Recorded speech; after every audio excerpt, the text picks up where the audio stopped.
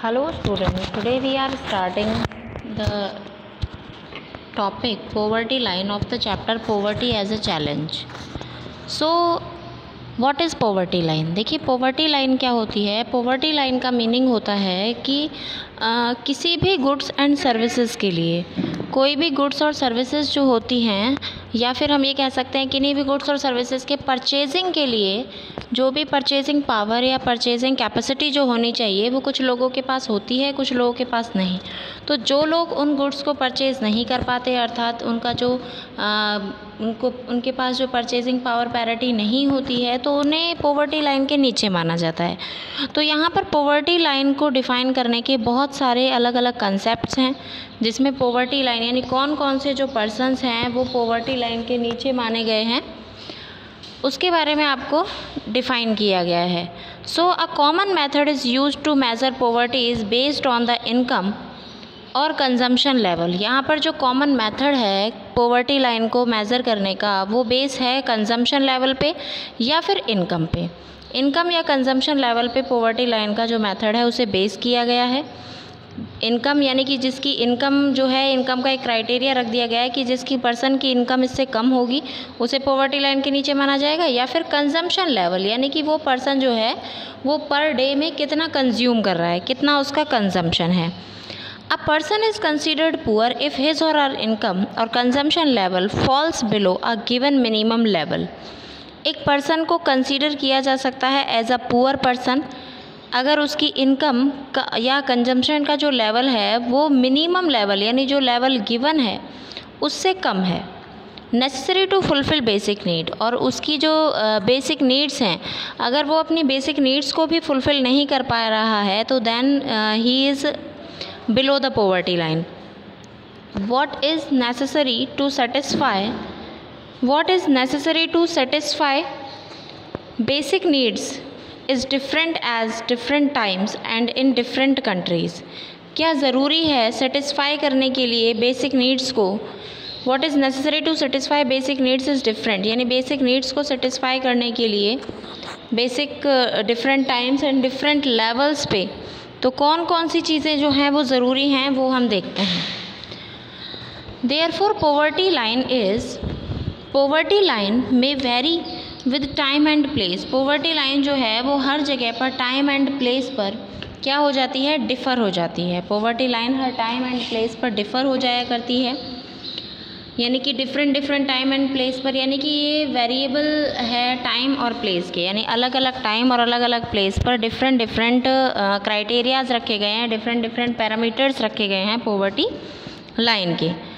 सो therefore poverty line में vary with time and date. Poverty line इस तरीके से टाइम और डेट के साथ चेंज होती है। सो कैसे होती है वो देखते हैं हम। Each country use an imaginary line that is considered appropriate for its existing level and development and its accepted minimum social norms. Her country की जो पॉवर्टी लाइन का जो मेजर है यानी इमेजिनरी जो लाइन है वो एग्जिस्टिंग लेवल से हर किसी कंट्री की अलग अलग होती है। हर किसी कंट्री की पॉवर्टी लाइन का जो मेजरमेंट है वो डिफरेंट होता है और इसे एक्सेप्ट किया जाता है मिनिमम सोशल नॉर्म्स पर, यानी कि जो सोशल नॉर्म्स दी गई हैं उनके जो मिनिमम जो लेवल है कि जिससे उनकी जो बेसिक नीड्स हैं वो फुलफ़िल हो जाएं, उसके लिए किया जाता है ये पॉवर्टी लाइन का measure. So for example a person not having a car, जैसे देखिए अगर हम एग्ज़ाम्पल देखें कि एक पर्सन है जिसके पास एक कार नहीं है यूनाइटेड स्टेट्स में, may be considered as poor, उसे हम पुअर कह सकते हैं। यानी अगर यूएसए में कोई पर्सन ऐसा है जिसके पास कार नहीं है तो उसे हम क्या कह सकते हैं, उसे हम गरीब कह सकते हैं। But in India owning of a car is still considered a luxury. लेकिन इंडिया में, क्योंकि इंडिया की जो सोशल नॉर्म्स हैं, इंडिया का जो पैरामीटर्स हम बात कर रहे थे, तो इंडिया के जो पैरामीटर्स हैं, सोशल नॉर्म्स हैं, उनके बारे में हम देखें तो इंडिया में कार होना एक बहुत बड़ी बात है, क्योंकि यहाँ पर अमूमन पर्सन्स के पास बाइक आपको मिल जाएगी और स्कूटीज़ वगैरह ये आपको इजीली मिल जाएंगी, बट कार जो है वो किसी ऐसे पर्सन के पास ही होगी जो कि एक लग्जरी थिंग, यानी कि जो कि एक रिच पर्सन एज कंसीडर्ड करता है। तो ये है हमारा मिनिमम लेवल ऑफ कंजम्पशन, यानी कि मिनिमम लेवल ऑफ कंजम्पशन या इनकम का लेवल, इनकम के लेवल से हम क्या कंसीडर कर रहे हैं यहाँ पर, इनकम के लेवल से ही हम यहाँ पर कंसीडर कर रहे हैं क्या, बिल्कुल इनकम के लेवल से हम कंसीडर कर रहे हैं यहाँ पर किसी भी पर्सन की पॉवर्टी लाइन की measurement. So while determine the poverty line, जब हम पॉवर्टी लाइन को डिटरमाइन करते हैं, a minimum level of food requirement, clothing, footwear, fuel, light, educational and medical requirement etcetera. जब भी आप डिटरमाइन करते हैं पॉवर्टी लाइन को, मिनिमम लेवल ऑफ फूड यानी उसका फूड का minimum level, educational and medical requirement का मिनिमम लेवल, ये सारी चीज़ें डिटरमाइन करती हैं उसके स्टेटस को। जैसे कि कोई भी जो पर्सन है वो किस तरीके के क्लोथ्स पहन रहा है, क्या उसकी जो फूड की जो रिक्वायरमेंट्स हैं वो फुलफ़िल हो पा रही हैं या नहीं हो पा रही हैं, फ्यूल की रिक्वायरमेंट्स उसकी पूरी हो पा रही हैं या नहीं, एजुकेशनल एंड मेडिकल रिक्वायरमेंट्स उसकी कंप्लीट हो रही हैं या नहीं, लाइट की रिक्वायरमेंट, यानी ये सब जो चीज़ें हैं आज के टाइम में। जैसे हम बात करें पहले जो टाइम था, उस टाइम में हमारे पास सिर्फ 3 बेसिक नीड्स हुआ करती थी, जिसमें था क्लोथ, फूड एंड हाउस। लेकिन आज के टाइम में हमारे पास कुछ बेसिक नीड्स जो हैं उनमें कुछ और भी जो चीज़ें हैं वो ऐड हुई हैं, और वो चीज़ें क्या हैं, जैसे कि educational rights, clothing, educational rights, clothing, medical facilities and footwear, fuel, ये चीज़ें आज हमारी बेसिक नीड्स बन चुकी हैं। The present formula for food requirement, जो प्रेजेंट फार्मूला है फूड रिक्वायरमेंट का, while estimating the poverty line is based on the desired calorie requirement। estimated formula food requirement का क्या है, जैसे फूड आइटम्स के बेस पर कि कौन कौन से जो फूड आइटम्स हैं वो कोई पर्सन परचेज़ कर पा रहा है, उनको यूज़ कंज्यूम कर पा रहा है या नहीं। तो ये है हमारा formula for the food items, यानी फूड आइटम्स के बेस पर हम ये डिफ़ाइन करेंगे कि कोई भी पर्सन पॉवर्टी लाइन के अंडर में आ रहा है या नहीं आ रहा है। Food items such as cereals, pulses, vegetables, milk, oil, sugar, etc. together provide these needed calories। कोई भी फूड आइटम्स जैसे सीरियल्स मीन्स अनाज, दालें, vegetables, milk, oil, sugar, together ये सभी एक साथ क्या प्रोवाइड करते हैं हमें, कैलोरीज, यानी कि एनर्जी प्रोवाइड करते हैं हमें कोई भी वर्क करने के लिए। अब ये सभी चीज़ें जो हैं हमें एनर्जी प्रोवाइड करती हैं किसी भी वर्क करने के लिए। तो calorie needs vary depending on age and sex. Calorie जो है वो डिपेंड करती है कि बच्चे की एज क्या है, उसके मेल है या वो फीमेल है, टाइप ऑफ वर्क वो कैसा करता है, कि किस पर्सन का जो वर्क है वो कैसा है, तो उस पर डिपेंड करती है कि उसे कितनी कैलोरीज लेनी चाहिए या उसे कितनी कैलोरीज मिलनी चाहिए। The accepted average calorie requirement in India is 2400 calories पर पर्सन पर डे। जो एक्सेप्टेड एवरेज कैलोरी रिक्वायरमेंट है इंडिया में वो है 2400 कैलोरीज पर पर्सन पर डे। और रूरल एरियाज़ में रूरल एरियाज़ में यानी कि जो ग्रामीण क्षेत्र हैं, जो रूरल एरियाज़ है, वहाँ पर एक पर्सन को एक दिन में 2400 कैलोरीज जो हैं वो ऑब्टेन होनी चाहिए और वो उन्हें मिलनी चाहिए। लेकिन अब हम बात करते हैं कि अर्बन एरियाज़ में यानी कि सिटी वाले जो एरियाज़ हैं वहाँ पर किसी भी पर्सन को कितनी कैलोरीज मिलनी चाहिए। तो सिटी वाले एरिया में एक पर्सन को मिनिमम 2100 कैलोरीज पर person in a day urban areas में उसे मिलनी चाहिए। Since people living in rural areas engage themselves in more physical work, क्योंकि जो रूरल एरियाज़ हैं वहाँ पर लोग फिज़िकल जो वर्क है उसमें बहुत ज़्यादा एंगेज होते हैं, फ़िज़िकल वर्क में वो बहुत ज़्यादा एंगेज होते हैं, तो उन्हें ज़्यादा कैलोरीज़ की नीड होती है। कैलोरीज़ की ज़्यादा नीड होगी ही, इसीलिए उन्हें ज़्यादा कैलोरीज़ चाहिए। तो ज़्यादा कैलोरीज़ के लिए उन्हें क्या करना होगा, ज़्यादा से ज़्यादा फूड परचेज़ करना होगा।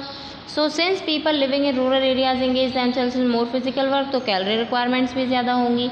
और अर्बन एरियाज़ में जो फिज़िकल वर्क होता है वो बहुत कम होता है। कहने का मतलब है वहाँ पर हार्ड वर्क बहुत कम होता है, स्मार्ट वर्क या मेंटली वर्क ज़्यादा होता है। तो मेंटली वर्क ज़्यादा होने की वजह से क्या वहाँ पर जो कैलोरीज़ की रिक्वायरमेंट है वो है 2100 कैलोरीज़ पर person. Monetary expenditure per capita needed for buying these calories requirement in terms of food grains is revised periodically. Taking into consideration the rise in prices. Monetary expenditure जो है per capita income का अगर हम देखें, per capita income needed for buying these calorie requirement, in calories को require करने के लिए, इन कैलोरीज़ को फुलफ़िल करने के लिए हमें कितनी पर कैपिटा इनकम की नीड होगी, वो फिर डिफ़ाइन करती है हमारी पॉवर्टी लाइन के अबव और डाउन लेवल को। सो पीरियडिकली ट्रेडिंग यानी कि डिफरेंट टाइम पर हम कितना परचेजिंग उसका कर पा रहे हैं। राइज एंड प्राइजेस, अगर प्राइस बढ़ गए हैं, इंक्रीज़ हो गए हैं, तो हम कितना परचेजिंग कर पा रहे हैं, ये सब चीज़ें उस पर डिपेंड करती हैं। On the basis of these calculation, in calculations के अकॉर्डिंग ईयर 2000 में हमने जो सर्वे किया, poverty line for a person was fixed at 328 per month for the rural areas. Poverty line जो है एक पर्सन की, वो है पर मंथ में 328 रुपीज़ उसको, यानी 1 मंथ में उसको 328 रुपीज़ अगर मिल रहे हैं तो वो पॉवर्टी लाइन से अबव है। और अगर अर्बन एरियाज़ की हम बात करें तो अर्बन एरियाज़ में 454 रुपीज़ अगर उसे मिल रहे हैं तो वो पॉवर्टी लाइन से ऊपर है। बिकॉज़ अर्बन एरियाज़ में तो आपको सारी चीज़ें ही परचेज़ करनी पड़ती हैं, लेकिन रूरल एरियाज़ में आपको कोई भी चीज़ मतलब बहुत सारी जो चीज़ें जैसे फूड ग्रेन्स वगैरह हैं, इनको आपको परचेज़ करने की नीड नहीं होती है।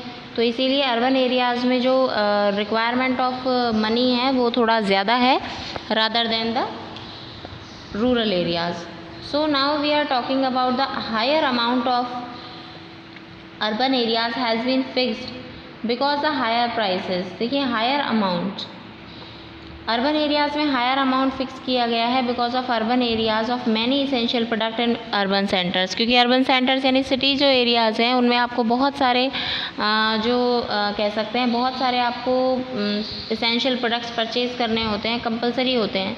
In this way the year of 2000 year में द फैमिली ऑफ 5 फैमिली जो है 5 मेंबर्स की लिविंग इन रूरल एरियाज़, जो रूरल एरियाज़ में सर्वाइव कर रही हैं, एंड अर्निंग लेस देन, जो लेस देन अर्न कर रही है पर मंथ 1640, यानी कि रूरल एरियाज़ में एक 5 मेंबर्स की जो फैमिली है रूरल एरियाज़ में अगर वो 1640 से कम अर्न कर रही है, अगर वो 1640 से कम अर्न करती है तो वो पॉवर्टी लाइन के नीचे है।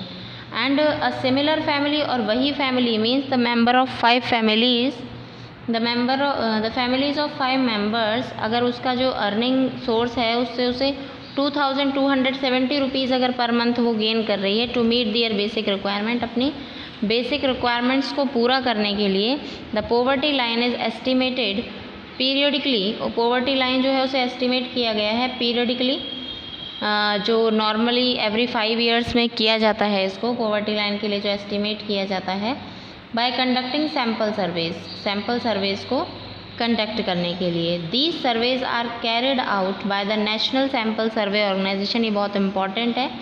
ये जो पॉवर्टी लाइन के जो सर्वेज किए जाते हैं, इन पॉवर्टी लाइन के सर्वेज के लिए कौन सी ऑर्गेनाइजेशन है, वो है National Sample Survey Organisation, NSSO। Full form of NSSO is National Sample Survey Organisation. बहुत इंपॉर्टेंट है, कई बार फुल फॉर्म भी इसकी आती है एग्ज़ाम्स में।